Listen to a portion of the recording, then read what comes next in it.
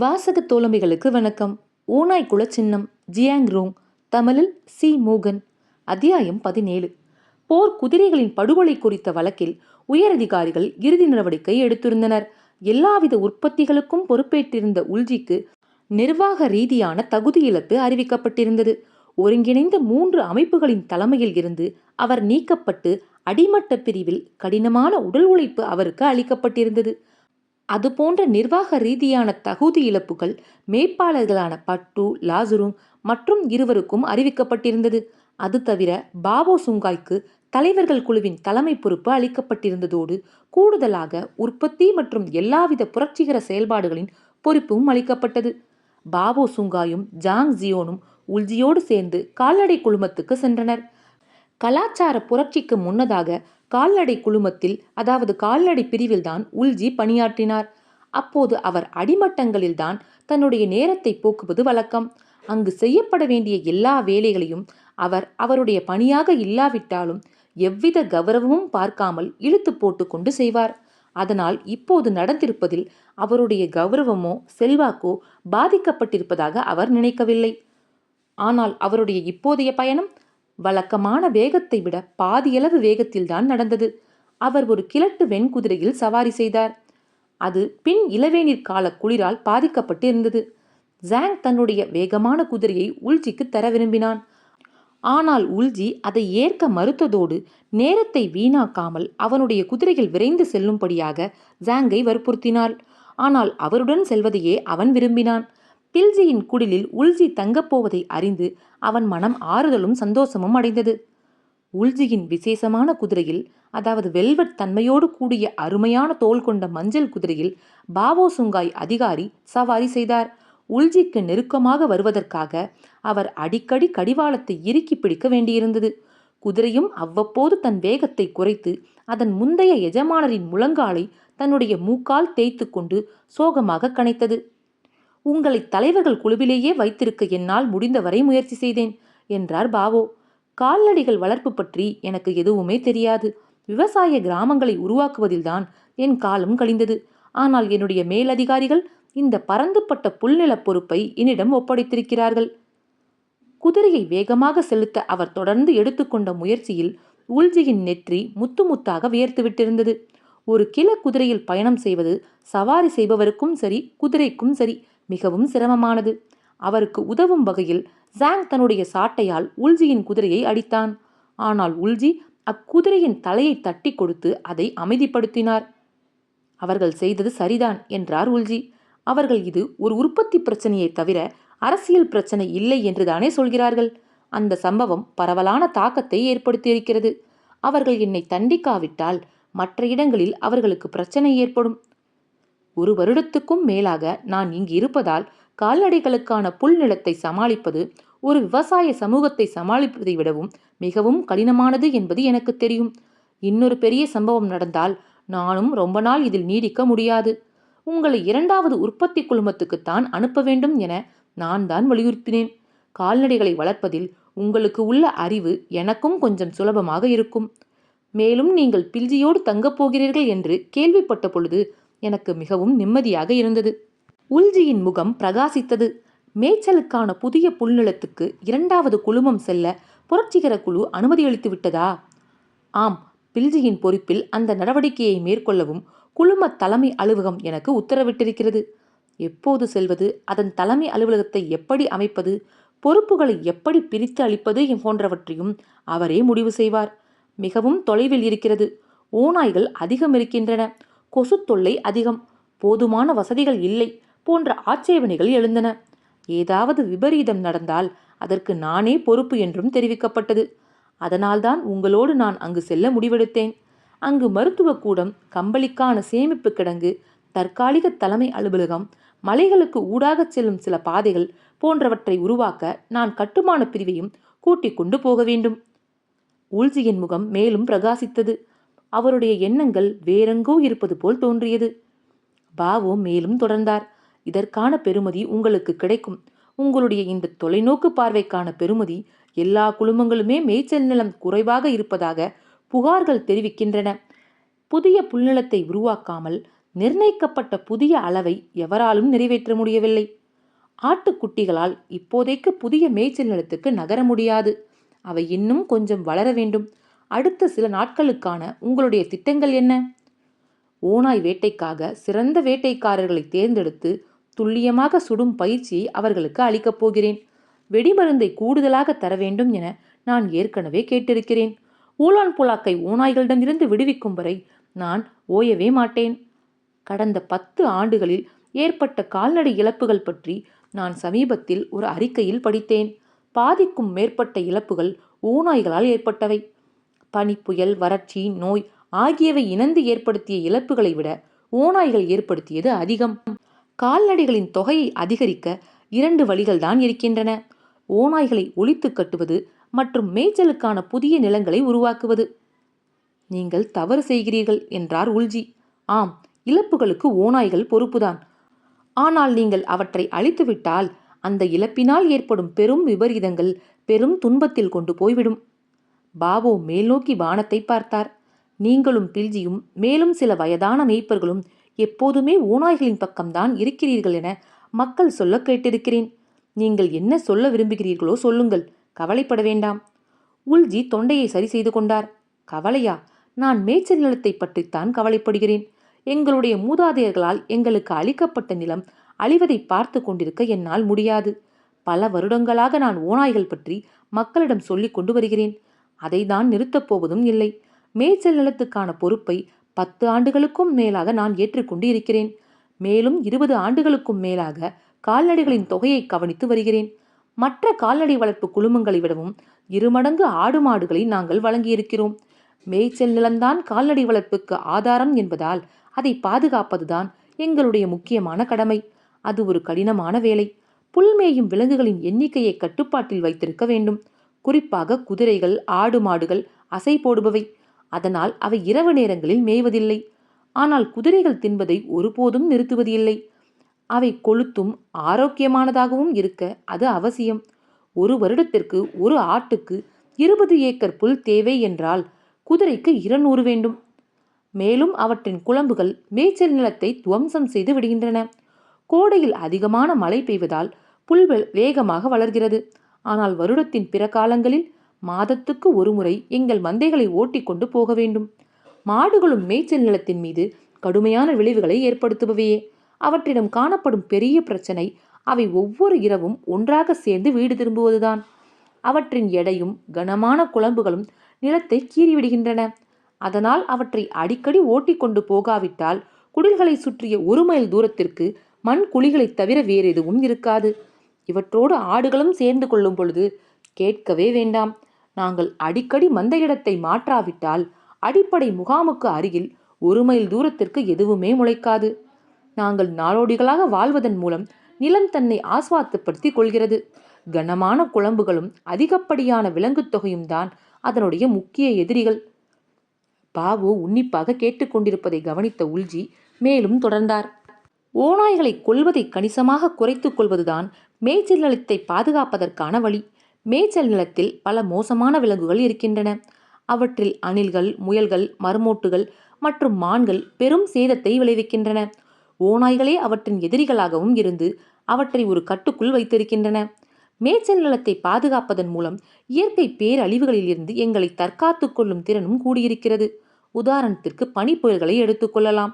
மற்ற பல பகுதிகளை விட நாங்கள் அதை அதிகமாக அனுபவிக்கிறோம். ஒரு பனிப்புயல் மற்ற மேய்ச்சல் நில பகுதிகளை தாக்கும் பொழுது தங்களுடைய மந்தைகளில் பாதியை அவர்கள் இழந்து விடுகிறார்கள். ஆனால் எங்களுடைய இழப்பு அவ்வளவு பெரியதல்ல. ஏன் தெரியுமா? ஏனென்றால் எங்களுடைய நிலம் செழுமையானது. ஒவ்வொரு இலையுதிர் காலத்தின் பொழுதும் அவசர கால தேவைக்கு என்று நாங்கள் புல்லை வெட்டி சேமித்து வைத்துக் கொள்கிறோம். மேலும் இப்போது எங்களிடம் புல் வெட்டிகள் இருப்பதால் முழு புல் நிலத்தையும் நாங்கள் அறுவடை செய்து சேமிப்பில் வைத்துக் கொள்கிறோம். இயற்கை பேரழிவின் பொழுது அது கை கொடுக்கிறது. மேலும் நிலம் செழுமையானது என்பதால் புல் நல்ல உயரத்தில் வளர்கிறது. அதை முழுமையாக மூடிவிடும் அளவுக்கு பனிப்பொழிவுகள் கடுமையாக இருப்பது இல்லை. ஆரோக்கியமான மேய்ச்சல் நிலத்தில் மண் அரிப்பு ஏற்படுவதில்லை என்பதால் குளங்கள் வற்றி போவது இல்லை. அதனால் வறட்சியின் பொழுதும் கால்நடைகளுக்கு குடிக்க தண்ணீர் இருக்கிறது. நல்ல புல் என்பதால் விலங்குகள் வளப்பமுடன் இருக்கின்றன. சமீப வருடங்களில் எங்கள் மந்தைகளிடையே நோய் பரவியது இல்லை. எங்களுடைய உற்பத்தி அதிகரித்து இருப்பதால் கிணறுகள் தோண்டவும் பட்டிகள் கட்டவும் உதவக்கூடிய எந்திரங்களை எங்களால் வாங்க முடிந்திருக்கிறது. இயற்கை பேரழிவுகளை தாங்கக்கூடிய சக்தி இதன் மூலம் கூடியிருக்கிறது. பாபு ஆமதிப்பது போல் தலையசைத்தார். நீங்கள் சொல்வது சரியாக படுகிறது. மேய்ச்சல் நிலத்தை பாதுகாப்பதன் மூலமே கால்நடை வளர்ப்பை மேம்படுத்த முடியும். நான் அதை மறந்துவிடவில்லை. இனி என்னால் முடிந்தவரை அதிகாரிகளை குழுமங்களுக்கு வரவழைத்து காட்டுவேன். மேய்ப்பர்கள் மந்தைகளை ஓட்டிக்கொண்டு நகர வேண்டிய சமயத்தில் அது நடக்குமாறு பார்த்துக்கொள்வேன். குதிரை மேய்ப்பர்கள் 24 மணி நேரமும் தங்கள் மந்தைகளுடன் இருந்து அவை ஒரே இடத்தில் அதிக நேரம் தங்காமல் பார்த்து கொள்ள வகை செய்வேன். ஒவ்வொரு குழுவினுடைய புல் நிலத்தையும் மாதத்துக்கு ஒரு முறை சென்று கண்காணிப்பேன். அதிகப்படியாக புல் மேயப்பட்டிருந்தால் வேலை புள்ளிகளை குறைப்பேன். நிலத்தை பராமரிப்பதிலும் பாதுகாப்பதிலும் சிரமம் எடுத்துக்கொள்ளும் குழுக்களுக்கு வெகுமதி அளிப்பதோடு மாதிரி குழுக்கள் என அவற்றுக்கு முத்திரை கொடுப்பேன். இராணுவ நிர்வாக முறைகளை அமல்படுத்தி ஊலான் புழாக்கை தொடர்ந்து நல்ல முறையில் நான் நடத்தி செல்வேன். ஆனால் ஓநாய்களை சார்ந்திருந்து மேய்ச்சல் நிலத்தை நீங்கள் எப்படி பாதுகாப்பீர்கள் என்பது மட்டும் இன்னமும் எனக்கு புரியவில்லை. உண்மையிலேயே அவை அவ்வளவு முக்கியமா? உல்ஜி புன்னகை செய்தார். ஒரு கூட்டின் அணில்கள் ஒரு மானை விட அதிக புல் தின்னும் என்பது உங்களுக்கு தெரியும் பொழுது நீங்கள் ஆச்சரியப்படுவீர்கள். மேலும் அவை பனிக்காலத்துக்காக உணவை சேமித்து வைக்கும். நான் அவற்றின் தங்கும் இட கூடுகளை நிலத்துக்கு அடியில் தோண்டி பார்த்த பொழுது அங்கு கட்டுக்கட்டாக அருமையான புல்லும் புல் விதைகளும் இருந்தன. அவை வருடத்தில் 4 அல்லது 5 முறை பிரசவிக்கும். ஒவ்வொரு முறையும் 10க்கும் மேற்பட்ட குட்டிகள் போடும். வருட கடைசியில் ஒரு கூடு 10 ஆகிவிடும். அவ்வளவு அணில்களும் சேர்ந்து ஒரு வருடத்தில் எவ்வளவு புல் தின்னும் என்பதை நீங்கள் கணக்கிட்டு பாருங்கள். முயல்களும் அதே மாதிரி ஒவ்வொரு வருடமும் பல பெரிய பிரசவங்களை மேற்கொள்ளும். மரமோட்டுகள் தங்களுடைய வலைகளுக்காக மலைப்பக்கத்தை எப்படி தோண்டி வைத்திருக்கின்றன என்பதை நீங்கள் பார்த்திருப்பீர்கள். தோராயமாக கணக்கிட்டாலும் இவை எல்லாம் சேர்ந்து நம்மிடம் இருக்கும் 1,00,000 கால்நடைகள் தின்னும் புல்லை விட பல மடங்கு அதிகம் தின்பதில் சந்தேகமில்லை. ஆனால் இங்கு 1000 மக்களே வசிக்கிறோம். பீஜிங்கில் இருந்து வந்திருக்கும் மாணவர்கள் இல்லாவிட்டால் அது கூட இருக்காது. இந்த எண்ணிக்கையை வைத்துக்கொண்டு இந்த விலங்குகளையெல்லாம் எங்களால் எப்படி அழிக்க முடியும் என்று நீங்கள் நினைக்கிறீர்கள்? கடந்த வருடத்தின் பொழுது நான் அதிக முயல்களை பார்த்திருக்கவில்லை என்றார் பாபு. தலைமை அலுவலகத்துக்கு அருகில் ஏராளமான அணில்களை பார்த்திருக்கிறேன். ஆனால் அவற்றை நான் வேறெங்கும் பார்த்தது இல்லை. ஏகப்பட்ட மர்மோட்டுகளையும் அவற்றின் வலைகளையும் பார்த்திருக்கிறேன். ஆனால் நான் பெருமளவில் கவனித்தது மான்களைத்தான். 10,000த்திற்கும் மேற்பட்ட மான் கூட்டத்தை நான் சில முறை பார்த்திருக்கிறேன். சிலவற்றை சுட்டு கொன்றிருக்கிறேன். அவைதான் உண்மையிலேயே நாசக்கார கூட்டம். நம்முடைய புல்நிலம் அருமையானது. அதன் வளர்ந்த அடர்த்தியான புல்லுக்குள் முயல்களும் அணில்களும் மறைந்திருக்கும். நீங்கள் கவனமாக பார்த்தால்தான் தெரியும். ஆனால் அவை அங்கிருக்கின்றன. இலையுதிர் காலத்தின் பொழுது நீங்கள் அவற்றை பார்க்கலாம். மான்களை அவ்வளவு மோசம் என்று சொல்ல முடியாது. அவை புல்லை தின்கின்றனவே தவிர நிலத்தில் வலைகள் தோண்டுவது இல்லை. அணில்கள், முயல்கள் மற்றும் மர்மோட்டுகள் புல்லை தின்பதோடு மட்டும் அல்லாமல் வலைகளும் தோண்டுகின்றன. மேலும் அநியாயத்துக்கு பெற்று தள்ளுகின்றன. ஓநாய்கள் இல்லாவிட்டால் ஊலான் புழாக்கில் உள்ள எல்லா புல்லையும் அந்த விலங்குகள் தின்று தீர்த்துவிடும். இன்னும் சில வருடங்களில் எங்கு பார்த்தாலும் குழிகள் இருக்கும். அதன் பிறகு மேய்ச்சல் நிலம் கூடிய சீக்கிரமே பாலையாகிவிடும். ஓநாய்களை ஒழித்து கட்டுவதில் நீங்கள் தொடர்ந்து பிடிவாதமாக இருந்தால் இன்னும் 3 அல்லது 4 வருடங்களில் உங்களுக்கு இங்கு வேலை இல்லாமல் போய்விடும். இலக்காரமாக சிரித்தார் பாபு. பூனைகளும் பாம்புகளும் வலை விலங்குகளை பிடிக்கும் என்று எனக்கு தெரியும். ஆனால் ஓநாய்களும் அவற்றை பிடிக்கும் என்று நான் ஒருபோதும் கேள்விப்பட்டது இல்லை. ஒரு வலையினுள் உள்ள விலங்கை பிடிப்பதற்காக ஒரு நாய் கூட தன்னுடைய சக்தியை விரயம் செய்யாது. ஓநாய்கள் அப்படி செய்யும் என்று நீங்கள் சொல்கிறீர்களா? அவை ஆடுகளை தின்னும், குதிரைகளை தின்னும். அந்த வலை விலங்குகளிடம் ஓநாய்களின் பற்களுக்கு இடையே வைத்து கடிக்கக்கூடிய அளவுக்கு கூட போதுமான இறைச்சி இருக்காதே. அவற்றின் உணவில் வலை விலங்குகளுக்கு இடம் இருக்கும் என்று நான் நம்ப மாட்டேன். உல்ஜி பெருமூச்சு விட்டார். விவசாய மக்களாகிய நீங்கள் செய்யும் தவறு இதுதான். நான் ஊலான் புழாக்கில் பிறந்து வளர்ந்தவன். அதனால் எனக்கு ஓநாய்களை புரிந்து கொள்ள முடியும். ஆடுகள், மாடுகள், குதிரைகள், மான்கள் போன்ற பெரிய விலங்குகளையே அவை பொதுவாக தேர்வு செய்யும். ஆனால் முதல் 3ம் மனிதர்களால் மேய்க்கப்படுவதால் அவற்றை இரையாக்குவது சிரமம். ஆனால் அவை வாழ்வதற்கு சாப்பிட்டாக வேண்டும். மான்கள் அதிவிரைவாக செல்லக்கூடிய பாதங்கள் கொண்டவை என்பதால் அவற்றை விரட்டி பிடிப்பது கடினம். அதற்கு மாறாக சுலபமாக எடுத்துக்கொள்ளக்கூடிய அணில்கள் இருக்கின்றன. பழைய நாட்களில் மோசமான வருடங்களின் பொழுது அணில்களை பிடித்து தின்றே ஏழை மக்கள் வாழ்ந்திருக்கிறார்கள். நான் சிறுவனாக இருந்த பொழுது அடிமையாக வாழ்ந்தேன். போதுமான உணவு கிடைக்காத நேரங்களில் எல்லாம் நான் அணில்களை பிடிப்பேன். அவை பெரிதாகவும் கொழுத்தும் இருக்கும். 3 அல்லது 4 வயிற்றை நிரப்பிவிடும்.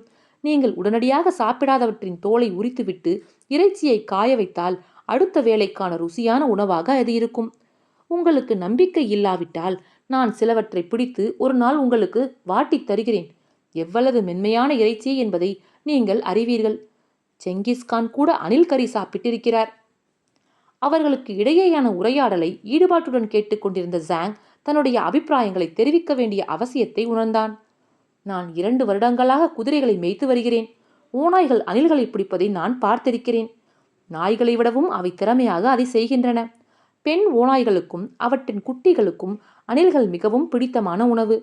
குட்டிகள் பால்குடியை மறப்பதற்கு முன்பாக அவற்றின் தாய் ஓநாய்கள் எப்படி வேட்டையாடுவது என்பதை அவற்றுக்கு சொல்லிக் கொடுக்கும் பொழுது அணில்களை வைத்தே ஆரம்பிக்கும்.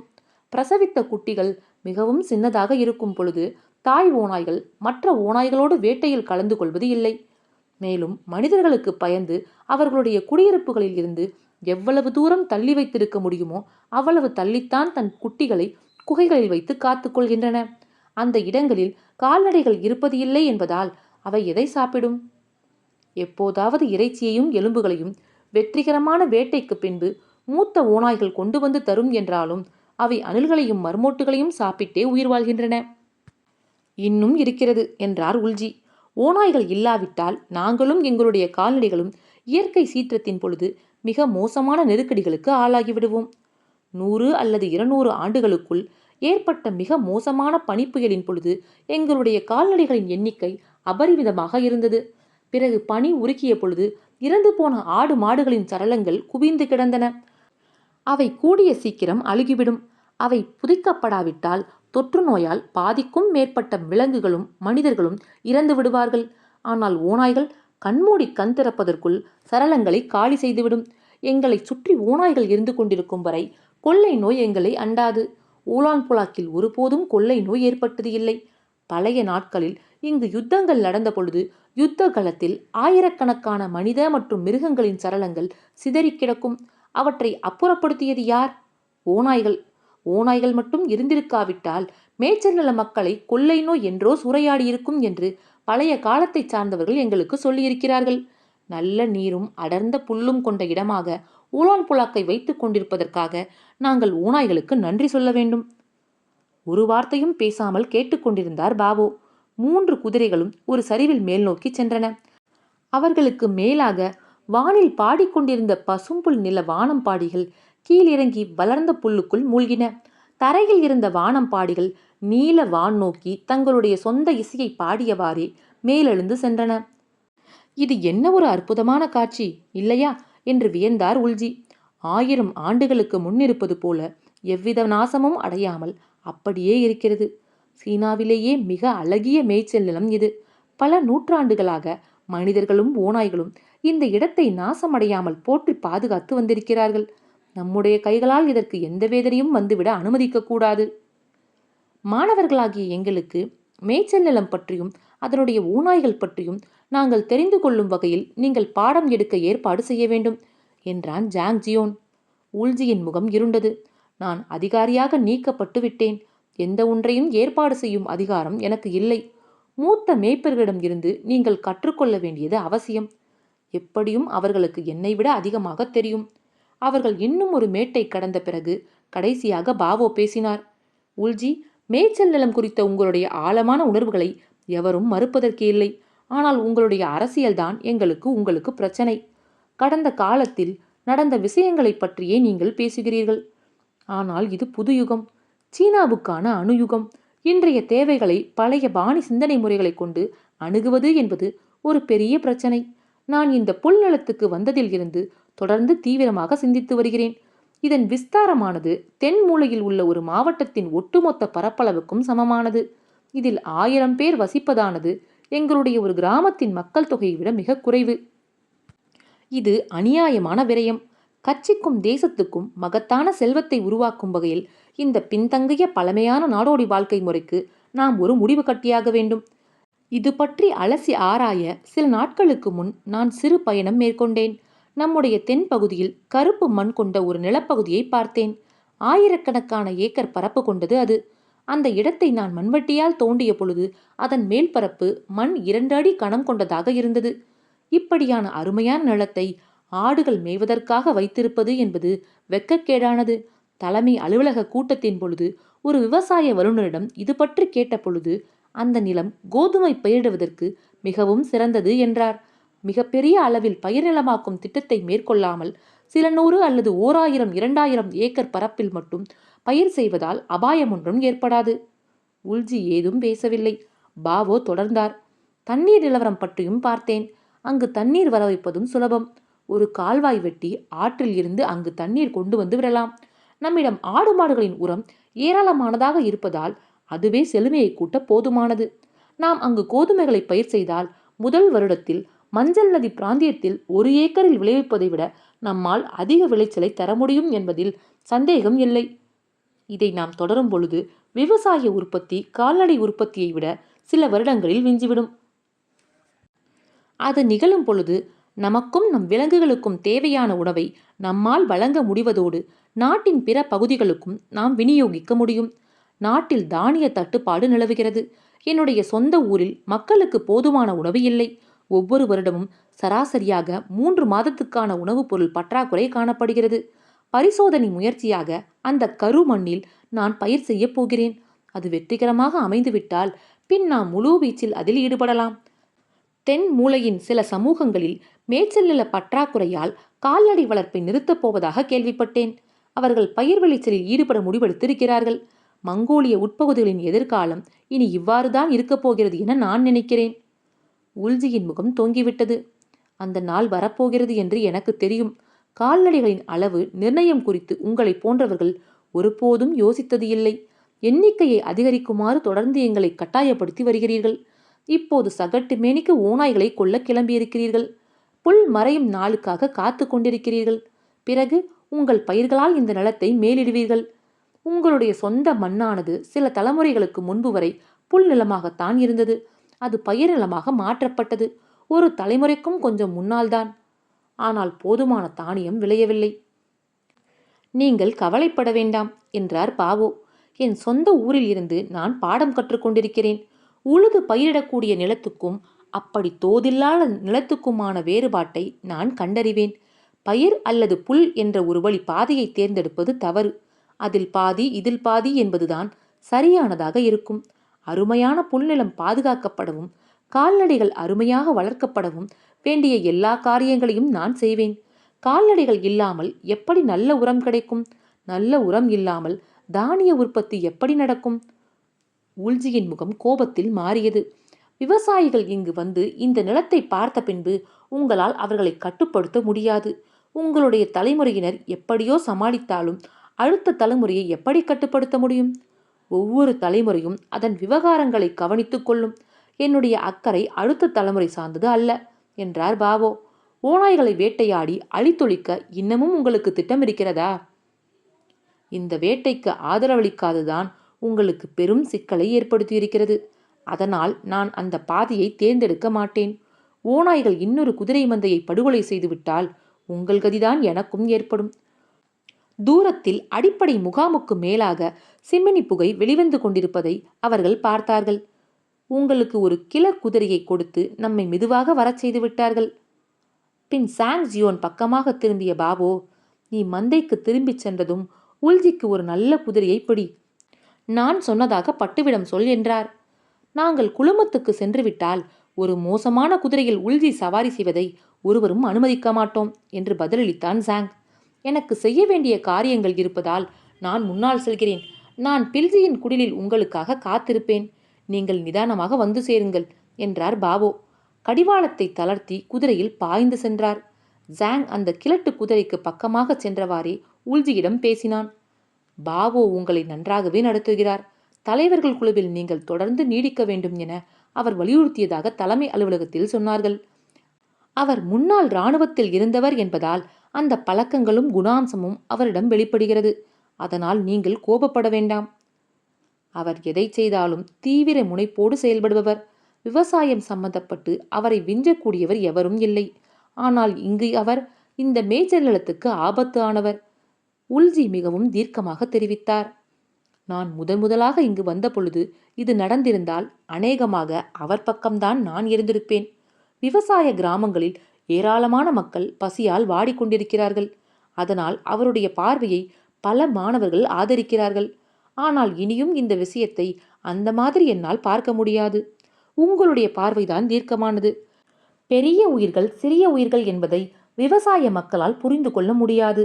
1000 ஆண்டுகளுக்கும் மேலாக இங்கு ஒரு எளிய மேய்ச்சல் நில தர்க்க முறை ஒன்று நிலவுகிறது. அது வளர்ச்சி பற்றிய புறவய பார்வையோடு இணக்கம் கொண்டிருக்கிறது என்று ஜென்சன் சொல்லியிருக்கிறான்.